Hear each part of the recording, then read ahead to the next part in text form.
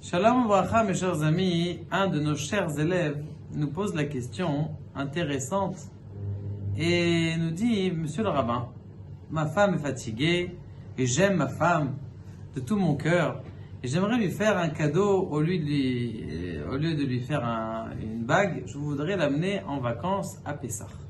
Comme ça, on a les pieds sous la table et on est à l'hôtel tranquille. Est-ce que c'est bien de faire ça ou c'est pas bien de faire ça?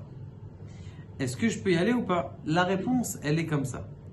Ne faites pas comme ces gens-là qui disent « Ah, il y a un religieux dans l'hôtel avec un chapeau, donc ça veut dire que l'hôtel, il est cachère. » Il y a un religieux, il est venu boire un verre d'eau, c'est tout. Ça ne veut pas dire qu'il est rentré dans l'hôtel.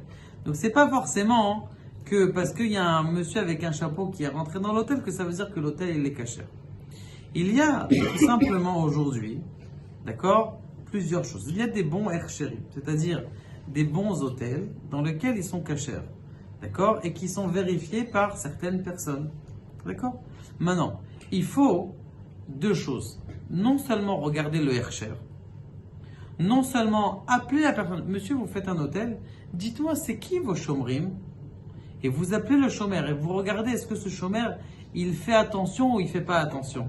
Ça veut dire vous faites votre travail derrière. Et troisième chose, vous regardez le Baal Habayit. Le Baal Habayit, ça veut dire l'organisateur du séjour. En France, ils organisent un séjour avec, comment on appelle ça? Avec quoi?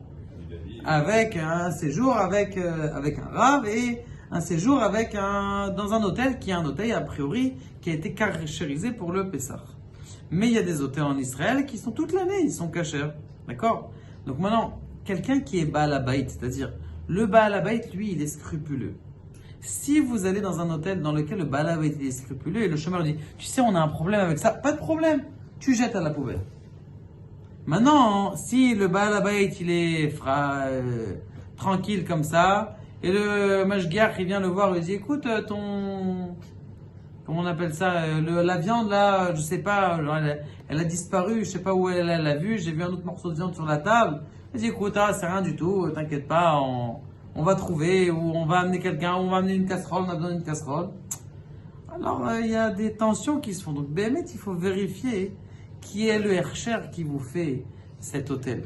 D'accord? C'est pas parce qu'il y a un religieux qui est là. Peut-être que ce religieux, il va là-bas, mais lui, il mange que les pommes de terre. Peut-être qu'il y a un religieux qui va là-bas et il mange que ses matzot et il est venu parce que sa femme, elle lui a dit, elle lui a obligé. C'est pas exactement. Et donc, c'est la raison pour laquelle il faut faire attention. C'est vrai qu'à Pessah, quelqu'un, il doit être mahmir. Dans la Gemara, il est marqué Ani meshabbeach et Rabbi Akiva, que lui il ne sort pas de chez lui le Pessah. Pourquoi? Parce qu'il y a plein de sfekot, il y a plein de doutes. Ok, donc il faut être zeirut mishne. Pas dire c'est bon, il y a le hercher, c'est bon. Tu as le droit de rentrer dans la cuisine. D'ailleurs, ce que je vous conseille de faire dans n'importe quel hercher, vous allez dans la cuisine, vous allez voir monsieur quel hercher, vous appelez le mashgiach. Il y a un numéro, c'est fait exprès dans les rabbanout en Israël. Vous avez le mashgiach. Qui est le mashgiach? Vous voyez arriver, il était à la plage avec truc. Vous savez, qu'est-ce que... Des fois, c'est pas le vrai mashgiach qui est posé. Mais il faut se poser la question, même s'il y a une grande enseigne, eh bien, les hôtels, c'est pas forcément la chose la plus facile à faire. Et il y a une autre chose aussi qu'il faut faire attention dans l'hôtel. C'est que si vous avez des enfants en bas âge, ou des jeunes garçons et des jeunes filles à la maison, et qu'ils vont dans les hôtels, ils peuvent trouver là-bas d'autres personnes, et ils peuvent commencer à avoir un problème de tsniout. Ça aussi, c'est des choses qu'il faut faire attention. Je me rappelle mon rave, une fois, il était parti on m'a dit, écoute, va dans un séjour, t'es tranquille, tu t'assois à la montagne. Il va à la montagne. Il m'a dit, bon, tu prépares la paracha pour parachat mishpatim, et parachat trouma. Je dis, d'accord, je vous remplace, je prépare la paracha. Je prépare la paracha, donc il était parti mardi. Jeudi, je le vois. Je dis, qu'est-ce qui c'est, monsieur le rabbin? C'est la rabbin Guy. Il dit, pourquoi vous êtes revenu? Il dit, je suis arrivé là-bas, j'ai vu les mélanges des femmes, les garçons, il a dit, je suis parti.